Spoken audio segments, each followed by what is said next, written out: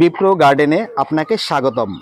প্রিয় দর্শক, আজকের ভিডিও ডালিম গাছে কি কারণে ফুলের সংখ্যা কমে যায়, এমনকি পুরোপুরিভাবে গাছে ফুল আসা বন্ধই হয়ে যায়। এছাড়াও টবের মাটিতে গাছ যদি প্রতিস্থাপন করা থাকে, সেই ক্ষেত্রে গাছ কি কারণে ঝিম ধরে দাঁড়িয়ে থাকে, গাছের কোনো গ্রোথ দেখা যায় না, এমনকি ধীরে ধীরে গাছটি আস্তে আস্তে দুর্বল হতে থাকে। এছাড়াও আমরা কিভাবে গাছে প্রচুর পরিমাণে ফুল আনতে পারি, এই ফুলের মধ্যে ফিমেল ফুলের সংখ্যা কিভাবে বাড়াতে পারি, কোনটি পুরুষ ফুল, কোন ফুল গাছ থেকে ঝরে পড়বে, আর কোন ফুল থেকে আমরা ডালিম ফল পাবো, এই সমস্ত বিষয় নিয়ে আজকের ভিডিওতে আলোচনা করা হবে। তাই অবশ্যই এই ভিডিওটি মন দিয়ে শেষ পর্যন্ত দেখতে হবে। প্রথমেই আসি ডালিম গাছে কী কারণে ফুলের সংখ্যা কমে যায়, এমনকি গাছ ঝিম ধরে দাঁড়িয়ে থাকে। বিশেষ করে টবের মাটিতে যদি গাছ বসানো থাকে, সেই ক্ষেত্রে অনেক সময় দেখা যায় আর্দ্র আবহাওয়ায় উচ্চ তাপমাত্রায় ডালিম গাছে অ্যানথ্রাকোনেজ রোগ দেখা দেয়। এই অ্যানথ্রাকোনেজ রোগ বিষয়টি কি? এটি হচ্ছে একটি ফাঙ্গাস ঘটিত রোগ।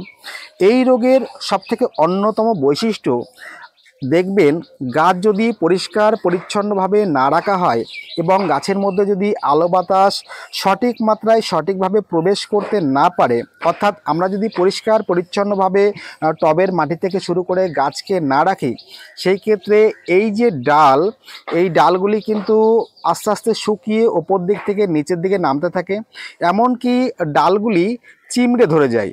অর্থাৎ দেখে মনে হবে যেন ডালগুলি শুকিয়ে আছে, কিন্তু আপনি যদি একটু ঘষা দেন, দেখা যাবে যে না, ডালের মধ্যে কিছুটা হলেও রস রয়ে গেছে। এই অবস্থায় গাছ কিন্তু ঝিম ধরে দাঁড়িয়ে থাকবে, গাছের গ্রোথ সেইভাবে থাকে না, আস্তে আস্তে ফুলের সংখ্যা ধীরে ধীরে ধীরে ধীরে কমতে থাকে। এবার অনেকেই আমরা বুঝতে পারি না যে গাছে ফুলের সংখ্যা হঠাৎ করে কেন কমে গেল, বা গাছে কেন ফুল আসছেই না। তাহলে আমাদের এই বিষয়ে অবশ্যই সচেতন থাকতে হবে যে অ্যানথ্রাকোনেজ রোগ গাছে যাতে না আসে। এবার আপনি বুঝবেন কি করে? এই যে গাছের পাতাগুলি দেখবেন কখনো কখনো পাশ দিয়ে অথবা মাঝ বরাবর সিট সিট কালো কালো দাগ পড়বে। যদি দেখা যায় যে পাতাগুলি কিনারা বরাবর বা মাঝ বরাবর বিভিন্ন পোর্শান দিয়ে কালো কালো অংশ আস্তে আস্তে প্রকাশ পাচ্ছে এবং ম্যাক্সিমাম পাতায় কিন্তু কালো হচ্ছে, কিংবা এই ডালগুলি চিমড়ে ধরে আছে, ডাল সেই রসালো ভাব নজরে পড়ছে না, তাহলে কিন্তু আমাদের বুঝে নিতে হবে যে অ্যানথ্রাকোনেজ রোগ কিন্তু গাছে আক্রমণ করেছে। এছাড়াও বোঝা যাবে যদি দেখা যায় যে আপনার ডালিম গাছে ফল এসেছে, সেই ফলগুলি এরকম ছোট অবস্থাতেই ফেটে যাচ্ছে, অথবা ডালিম ফলের ওপরে বা ফুলের ওপরে কালো অংশের দাগ নজরে পড়ছে, তাহলেও সেই ক্ষেত্রে আমাদের বুঝে নিতে হবে যে ডালিম গাছে কিন্তু অ্যানথ্রাকোনেজ রোগ দেখা দিয়েছে। সেই ক্ষেত্রে কিন্তু আমাদের গাছে একদম সঠিক মাত্রায় ফাঙ্গিসাইড ব্যবহার করতে হবে। এবার প্রশ্ন যে ফাঙ্গিসাইড আমরা কিভাবে ব্যবহার করব। এই ক্ষেত্রে আপনাদের বলি যে ডালিম গাছে যদি এই সিমটম নজরে পড়ে, তাহলে অবশ্যই সিস্টেমেটিক ফাঙ্গিসাইড এবং কন্ট্যাক্ট ফাঙ্গিসাইড নিয়মিতভাবে ব্যবহার করতে হবে। সিস্টেমেটিক ফাঙ্গিসাইড অবশ্যই 1 লিটার জলের মধ্যে 1 ml ভালো করে মিশিয়ে পড়ন্ত বেলায় স্প্রে করবেন। ঠিক তার পরের সপ্তাহে অর্থাৎ 7 দিন পরে গিয়ে একটি কন্ট্যাক্ট ফাঙ্গিসাইড গাছে ভালো করে একই রকমভাবে পড়ন্ত বেলায় স্প্রে করে দিতে হবে। এইভাবে নিয়মিতভাবে একবার সিস্টেমেটিক ফাঙ্গিসাইড, একবার কন্ট্যাক্ট ফাঙ্গিসাইড, এইভাবে ঘুরিয়ে ফিরিয়ে 7 দিন অন্তর অন্তর মোট 5 থেকে 6 বার গাছে ব্যবহার করলে দেখা যাবে যে এই অ্যানথ্রাকোনেজ রোগের হাত থেকে গাছ রেহাই পাবে। এবার আসি, আপনাদের গাছে যদি এই ফাঙ্গাস ঘটিত অ্যানথ্রাকোনেজ রোগ নজরে পড়ে বা গাছে যদি এসে থাকে, তাহলে এই ফাঙ্গিসাইড নিয়মিত ব্যবহারের পাশাপাশি গাছকে আমাদের এই সমস্ত প্রতিটি কাণ্ডের মধ্যে যাতে হরমোন থেকে শুরু করে উৎসেচক এবং জল সংবহন ক্ষমতা সঠিক মাত্রায় করতে পারে, যাতে মূলের ওপর কোনোভাবেই চাপ সৃষ্টি না হয়, তার জন্য আমরা এই জিঙ্ক পাউডার অবশ্যই 1 লিটার জলে 1 গ্রাম ভালো করে মিশিয়ে নিয়ে পড়ন্ত বেলায় গাছে সুন্দর করে স্প্রে করে দিতে হবে। এই কাজটি কভার করব 1 থেকে 2 বার, আমি বলবো 2 বার করলেই যথেষ্ট। এবার প্রশ্ন করতেই পারেন যে 2 বার আমরা কতদিন অন্তর ব্যবহার করব। অবশ্যই মাঝে 10 দিন কম করে গ্যাপ রাখবেন। প্রথমবার ব্যবহার করার পর যদি মনে করেন যে দ্বিতীয়বার ব্যবহার করব, তাহলে 10 থেকে 12 দিন গ্যাপ দিয়ে যদি আপনারা এই জিঙ্ক পাউডার গাছের পাতায় স্প্রে করে দিতে পারেন, তাহলে এই যে এই সমস্ত ব্রাঞ্চগুলি রয়েছে, যে ব্রাঞ্চগুলি শুকিয়ে চিমড়ে ধরে যাচ্ছিল, সেই ডালগুলিতে কিন্তু আবার রসালো ভাব আসবে, অর্থাৎ জল সংবহন ক্ষমতা কিন্তু বাড়িয়ে দেবে এই জিঙ্ক পাউডার। এছাড়াও যদি মনে করেন যে আপনি একবার টবের মাটিতে সরাসরি ব্যবহার করবেন, সেই ক্ষেত্রে 1 লিটার জলে 2 গ্রাম ভালো করে মিশিয়ে নিয়ে বিকাল বেলাতে টবের মাটিতে একবারই ব্যবহার করবেন। তাহলে আশা করা যাবে যে এই রকম সমস্যার মধ্যে যদি আপনার ডালিম গাছ পড়ে, তাহলে সেখান থেকে গাছ হেলদি অবস্থায় ফিরে আসবে। এবার আসি যে গাছে ফুলের সংখ্যা কিভাবে বাড়ানো যাবে। দেখুন, গাছে ফুলের সংখ্যা বাড়াতে গেলে কিন্তু আমাদের ভিটামিন বা পিজিআর ব্যবহার করতে হবে। সেই ক্ষেত্রে আপনারা মিরাকুলান, ফ্লোরা বা প্লানোফিক্স 1 লিটার জলে 1 ml মিশিয়ে পরন্ত বেলায় গাছে স্প্রে করবেন। এখন প্রশ্ন যে মিরাকুলান বা ফ্লোরা যদি স্প্রে করেন, তাহলে কিভাবে কখন স্প্রে করবেন? অবশ্যই 15 দিন অন্তর গাছে ফুল আসার আগেই আমাদেরকে ব্যবহার করতে হবে। এবার প্রশ্ন, গাছে আমরা কবার ব্যবহার করব? এই ক্ষেত্রে বলবো আপনারা মোট 4 থেকে 5 বার ব্যবহার করবেন। অবশ্যই 15 দিন গ্যাপ দিয়ে ব্যবহার করতে হবে। এই মিরাকুলান বা ফ্লোরা যদি আমরা সঠিকভাবে গাছে ব্যবহার করতে পারি, তাহলে ফুলের সংখ্যা অনেক ডালিম গাছের ক্ষেত্রে বেশি পাওয়া যাবে। এবার আসি গাছ থেকে কোন ফুলগুলি ঝরে পড়ে আর কোন ফুলগুলি থেকে আমরা ফল পাই। দেখুন, এই যে ঘটের মতো গঠন, এই যে ফুল, এই ফুলটি হচ্ছে ফিমেল ফুল।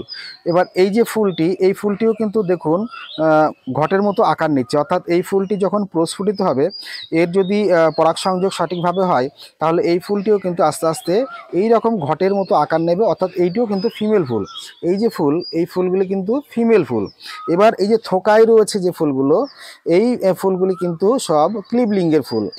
এই ফুল থেকে কিন্তু আমরা একটিও ফল পাবো না, অর্থাৎ এই ফুলগুলি স্বাভাবিকভাবেই গাছ থেকে ঝরে পড়বে। এই বিষয়গুলি কিন্তু আমাদের বুঝতে হবে। হ্যাঁ, গাছ থেকে ফুল ঝরে পড়া মানে যে গাছের সব ফুল ঝরে গেল তা নয়।